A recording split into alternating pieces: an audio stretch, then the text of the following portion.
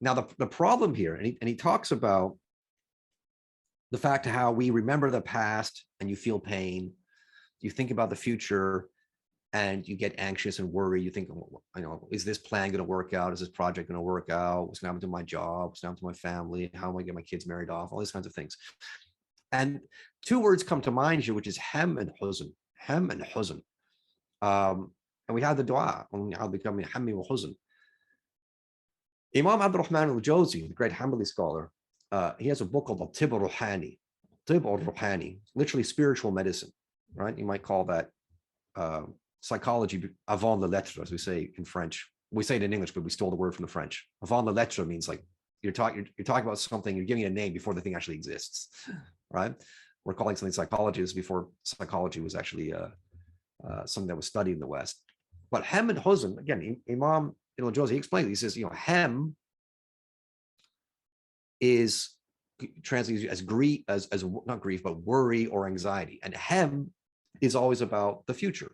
You have hem about the future. You're worried about your job, you're worried about your family, you're worried about your studies, you're worried about your investments, you're worried about your income, you're worried about will you be healthy? Are you going to get some sort of illness? Are you going to solve all those, this problem or that problem? And then huzn is grief. And that's about the grief or sadness. And that's attached to the past. You're thinking about the past and past events. And you're remembering sad things that happened and how they affected you. And maybe you're thinking like, could I have done something different and so on and so forth, which again, that's dangerous. Yeah, lately, Mr. Wassam warned us against that. Not saying if only. So what Imam al-Jawzi gets back is you have to stay focused on the present, right? You want to stay focused on the present moment and not get sucked away into stressing all about the present, about the future, or getting sad or grieving about the past. And now, why then do we have this ability? This is what he discussed on page 24. He said, why then do we have this ability? Why do we have this ability to think about both the past and think about the future? Well, that goes back to Surah Al-Baqarah, ayahs 29 and 30, where Allah says, "Inni ja'ilun fil ardi khalifa." I'm putting a khalifa in the earth. We are the khalifa on the earth. That's what we are. We're these khulafa on the earth. Allah has appointed us, our species, to build the earth and develop the earth. Now, we can't do that unless we have an ability to think about the past, to think about the past and think about the future. We have to be able to think about the past, take lessons from the past, and then plan for the future. We have to have that ability. If we don't have that ability, we can't do anything.